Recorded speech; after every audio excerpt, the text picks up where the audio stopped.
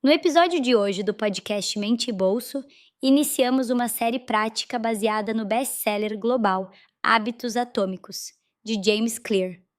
O psicólogo Torléo une forças com a Mônica, coach de alta performance, para decifrar por que a força de vontade quase sempre falha e como os sistemas vencem as metas. Juntos, eles vão revelar como reprogramar sua identidade, eliminar gatilhos negativos e criar rotinas automáticas que funcionam mesmo nos dias difíceis. Enquanto o Dr. Léo explora a psicologia da mudança de identidade, a Mônica entrega o passo a passo das 4 leis da mudança de comportamento aplicadas ao seu bolso e à sua produtividade. Juntos, eles dividem essa jornada de transformação silenciosa em 5 partes exclusivas de 11 minutos. Antes de começarmos, aproveite para salvar este vídeo e compartilhar o nosso podcast Mente e Bolso. Porque, como James Clear ensina, você não se eleva ao nível dos seus objetivos, você cai ao nível dos seus sistemas. A sua evolução começa com um pequeno passo. Agora. Já reparou como a gente adora a ideia de uma transformação radical? Aquela virada de chave dramática, onde de repente passamos a acordar de madrugada, correr quilômetros e economizar metade do salário. Parece incrível no papel, mas a verdade é que esse entusiasmo dura no máximo 2 semanas. Por que será que temos essa obsessão pelo tudo ou nada, sabendo que quase sempre terminamos com o nada? É uma excelente reflexão. A verdade é que fomos condicionados a valorizar apenas os grandes momentos, os saltos visíveis. Mas a psicologia humana e a própria biologia não funcionam assim. O verdadeiro progresso é silencioso. Quando tentamos mudar tudo de uma vez, geramos um estresse gigantesco no nosso cérebro, que odeia desperdiçar energia. Diante de uma mudança drástica, ele ativa um mecanismo de defesa para nos trazer de volta à zona de conforto. É por isso que pequenos passos diários são muito mais eficazes do que grandes saltos esporádicos. E é aí que entra aquela matemática fascinante que muitas vezes ignoramos. Se você melhorar apenas 1% a cada dia, em alguma área da sua vida, ao final de um ano, você não terá melhorado apenas 365%. Devido ao efeito acumulado, você será quase 37 vezes melhor. É um crescimento exponencial. Mas na prática, por que é tão difícil aceitar esse 1%? Por que nos sentimos tão frustrados quando tentamos fazer isso?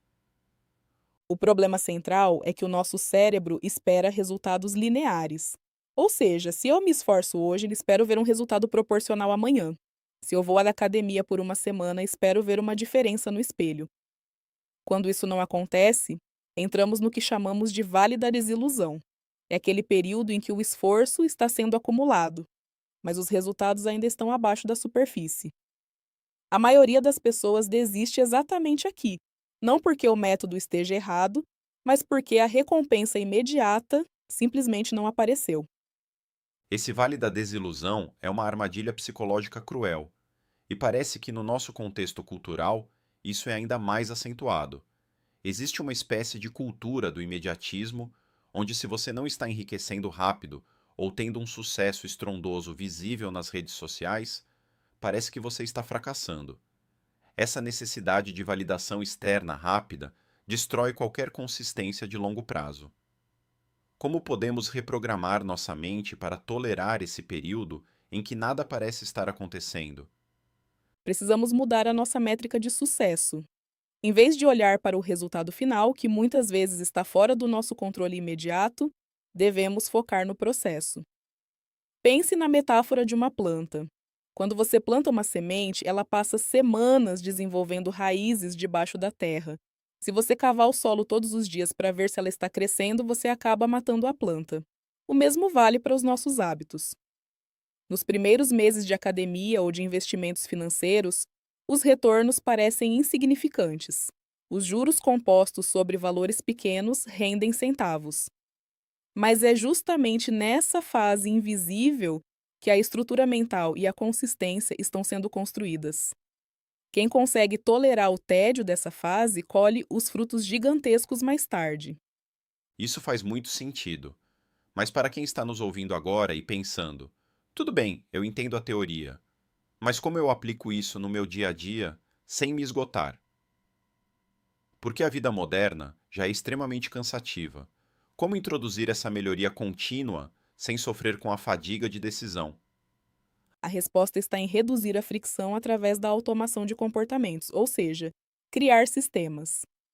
Existe uma frase muito poderosa que resume bem isso. Nós não subimos ao nível das nossas metas.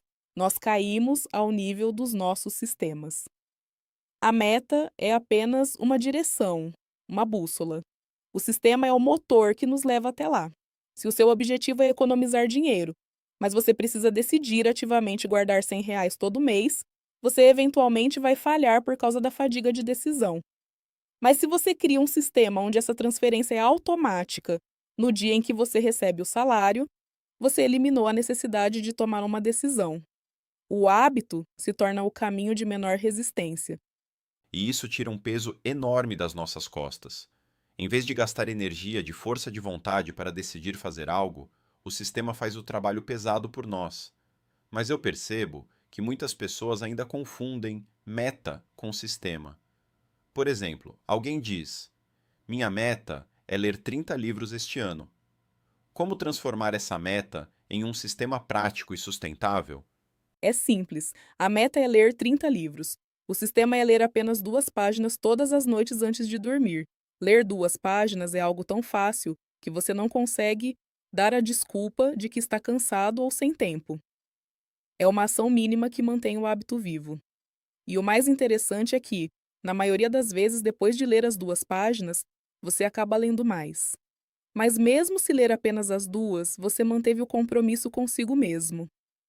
O segredo é focar na frequência e na consistência, e não na intensidade. É melhor ler 2 páginas todos os dias do que tentar ler um livro inteiro em um único domingo e depois passar meses sem abrir nada. Esse conceito de ação mínima é libertador. Ele quebra aquela paralisia de quando olhamos para um objetivo gigante e nos sentimos incapazes.